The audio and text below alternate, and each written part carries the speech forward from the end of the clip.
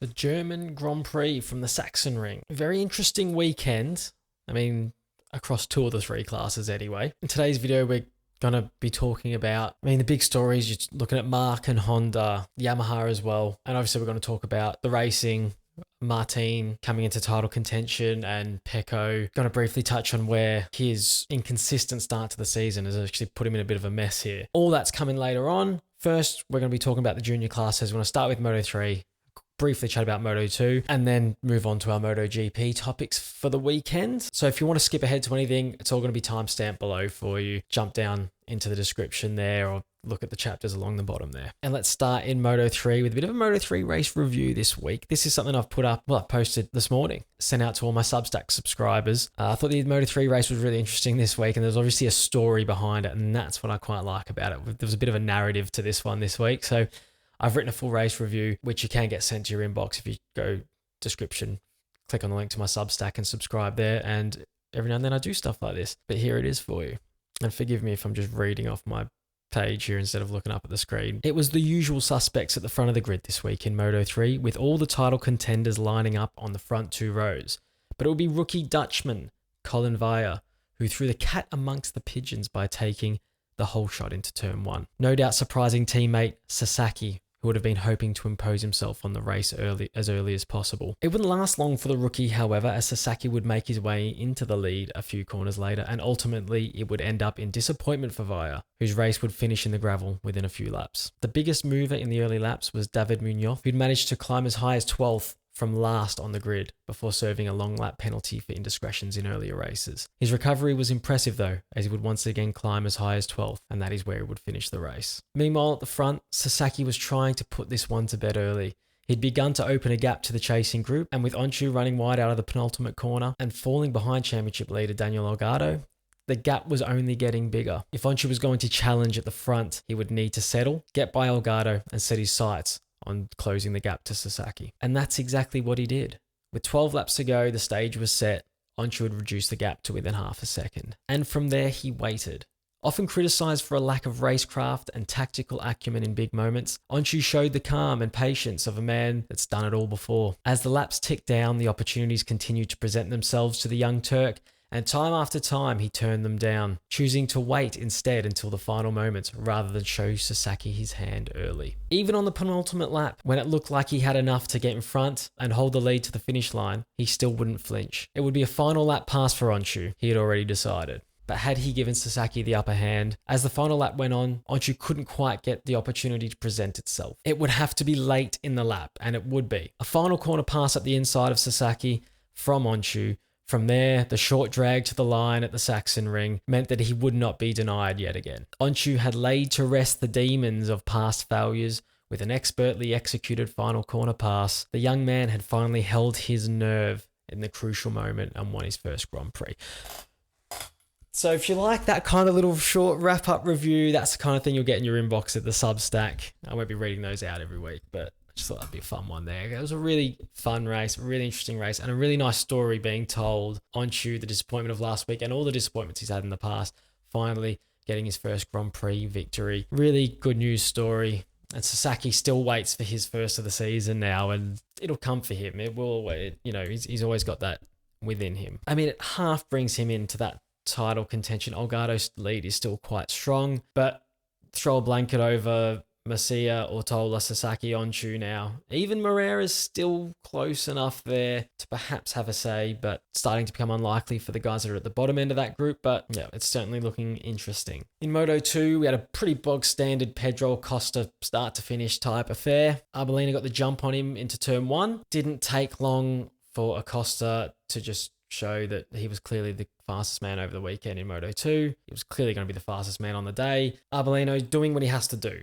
You just, like Acosta, the kind of talent he is, you're not going to beat him most of the time when he's like that. You'll struggle to even stay with him. But you've got to make sure you're second so that when your opportunities do present itself or when he maybe makes a mistake, you are there.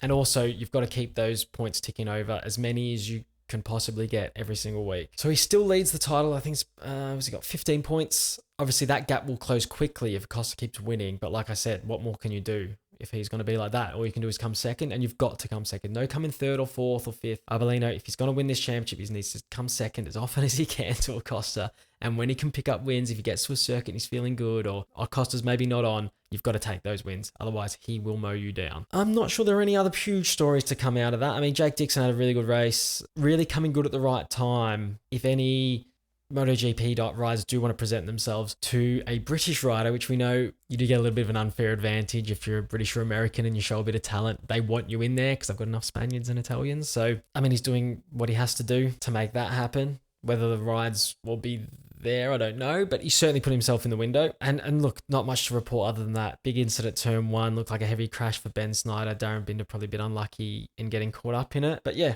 Moto 2 was Moto 2 this week, and Arbolino still leads the championship, but Acosta is starting to gain quickly now. Now let's get into the big talking points from MotoGP this week. The first thing, obviously, we're talking about is Marc Marquez and Honda. Where are they at? It's a bit of a nightmare. It is a bit of a nightmare. I'd certainly, if you're comparing the two Japanese manufacturers, I'd probably still rather be Yamaha at the minute. Well, definitely would still rather. They've got riders on the track. And having only 2 riders, and like their bike doesn't spit them off quite as violently, so they don't end up with injured riders and stuff all the time. Now, I don't really know what else there is to say, really. It kind of just is what it is. Now, a lot of stuff, look, I will be critical of Marc here because, I mean, I know he's got a lot of fans and you do want to see him out there. And I was genuinely disappointed when I heard that he wasn't going to be riding this weekend in the race. But heard a lot of chat. You see a lot of posts on Twitter and things like that. People saying things like, oh, Marc's proved a point to Honda there by just riding around in 7th and not trying to come 3rd or something. Because if you do try that, you get spat off the bike. Is that not just called riding your bike? It's not really proving a point. That's what everybody else in the field is doing. You ride, like whether you come 1st or 21st, what you're doing is riding as fast as you can to the point before you crash and getting as good a result as possible. That's just racing a bike. Or if you're in Formula 1, it's racing your car. Like if Max Verstappen, Red Bull turn up next year with the 5th best car somehow, and Max Verstappen can only manage to get himself 10th at an absolute best he can drive it, or he puts it in the wall. He's not going to go put it in the wall every week. He's just going to come 10th. But like Marc gets this like, he shouldn't have to settle for that, you know. Well, the bike is as quick as it is. It's the same problem that people have had throughout the history of motorsports. It's the nature of it. Sometimes your machine only lets you do so much. And sometimes, like look at Lewis Hamilton this year. He's used to being at the front. Now he's, you know, picked up a couple of podiums now, but for a lot of the start of the season, he was running around 5th, 6th, whatever. That's just as fast as it would go. Well, it didn't mean that he was just flying into the wall going, well, it should be quicker. It just is what it is. So it's this weird mentality with Marc where it's like, if he goes and pushes to come 2nd or 3rd and it fires him off, it's like, well, you should make the bike quicker. But if he runs around in 7th and just collects his points like everybody else who's running around in 7th and 8th, doing as good as you can before you crash, then it's like, well, he's proved a point there. He shouldn't have to do that. It's just I just think it's a weird mentality. I just had to get that one off my chest. It's just a strange thing. Like the Yamahas are doing it. They're running around in 12th and 13th this week. It's not like they're going out and going like, I'm just going to go high side it down the waterfall because I should be coming 7th. Well, no, you're 12th and 13th. That's just fast as it'll go. Just get your points, go home. Like, why are you killing yourself to come 5th when the bike's only good enough to come 7th? I don't understand the mentality. Anyway, what's up with Honda? I mean, there's a lot of chat now, like people starting to get worried now where it's like, will Honda pull out because they just can't be competitive? I don't know where Honda is at as a company in that sense. What do they expect for their spend? You know, because it is an expensive endeavor to produce prototype Grand Prix bikes and have them not finish any races and only be able to get one on the circuit on race day. Is it worth what they're spending? Are they going to pull a Suzuki on us? I hope not. They seem like the kind of company that they've been so good for such a long time that they'll just back themselves in to try and get it done. Or has this push to aerodynamics and things like that in an area where they don't feel like it's maybe worth spending the money to go wind tunneling and things like that. I mean, genuine concern, I suppose, from people that that's going to happen. I suspect it won't, that they won't pull out. But it is food for thought. Is it worth your investment if you're a company like Honda? When they can happily just sell bikes anyway, you know, is the glory of winning in MotoGP enough for you? I mean, how much money do they, you know, is it a quantifiable thing? Do they know how much money they get out of having a bike in MotoGP in terms of sales? I don't know how companies measure that kind of thing. Maybe. Is that even what it's all about? I don't know. Is your money better spent over in World Superbikes where you can actually sell that bike to someone? Perhaps. I don't know. Maybe they just make their money by putting Repsol colours on a Cub, selling 1 billion of them in Southeast Asia. Who knows? And if you're not in MotoGP, do you not sell those? I mean, I think they sell them anyway. So Yamaha's an interesting one because we've got to a point now where are they going to be asking Frankie to stay? You know, is Frankie trying to work his way onto a Ducati? Are they trying to shuffle things around where he's hoping Yamaha go over after a Martin or someone that leaves room either at a Pramac, whether they'd have him or not, or trying to get Bezzecchi into a Pramac and then opening up a space at the VR46 squad for Morbidelli. I think Morbidelli's high up enough in, I guess, Rossi and the VR46 setup. He's high up enough in their thinking, their esteem, that they will want to have him be able to prove what he can do again. There's still a top rider under there somewhere. And the fact that he's closed the gap so much to Fabio and finished ahead of him this weekend on the track, if he gets himself on a rideable bike that's quick, he can certainly do some damage. And I think he's starting to just work his way back to that level. Is it a job now for Yamaha to convince him to stay? That's the interesting thing. They'll be spreading their feelers out. They obviously have Fabio under contract. I don't think they're at risk of losing him at the moment. A lot of talk about whether he'll try and get out of his contract or or someone will try and buy him out. I don't see where a team's going to come from to do that, because he's not taken a satellite ride. Is it worth getting bought out of a contract to go to... I mean, Aprilia is the only place I can think of. I can't see KTM wanting to move one of their factory riders, and they have enough headaches trying to get Pedro into the setup as well. So I guess it would just be Aprilia if they wanted to part ways with one of their boys, or if you get a retirement from Malaysia at the end of the season or something like that. Same for Marc, I guess, if he's looking to move on as well. I don't see where he's going. So I think everyone's kind of just going to have to stick. And now what happens then is they have one seat to fill. Morbidelli's on the bike. Now it's got to the point where we spent years going like, what can Frankie do to convince them to keep him? What can Yamaha do to convince Morbidelli to stay now, I guess? Is that where they're at? At the end of the day, it is a factory ride for a big factory. I still think they maybe have some pull in that situation, and they can probably lure someone by saying, look, we've got Fabio there, we're going to do this. If we can just figure out this aspect of it, we can find some pace again. And all of a sudden, if Yamaha find pace, you're at the front again all of a sudden. So is it worth a risk for someone? Is it worth a risk for a Martin to want to ship over there and do something like that? I mean, we're going to talk about Martin and his title ambitions in a minute. If that all falls away from him now and it's like, well, on the same machinery, you're never going to get the support of the factory guys, and they've obviously gone for Bastianini ahead of you. Are you ever finding your way into that factory team? And if not, can you win a world title on a satellite bike? Is it worth the risk of being like, well, you're worth almost like what Jack's done? Is it worth going to somewhere else to be like, well, if we get it right over them, then all of a sudden I am a more chance to win the title over Pecco. If what I'm saying is making sense, you just need that point of difference maybe to give you the edge rather than beating them one-on-one on the same bike in a satellite team. May never happen for you. So can Yamaha convince someone to do that? I know they've had their eye on Martin. They've been looking, I don't know if they maybe...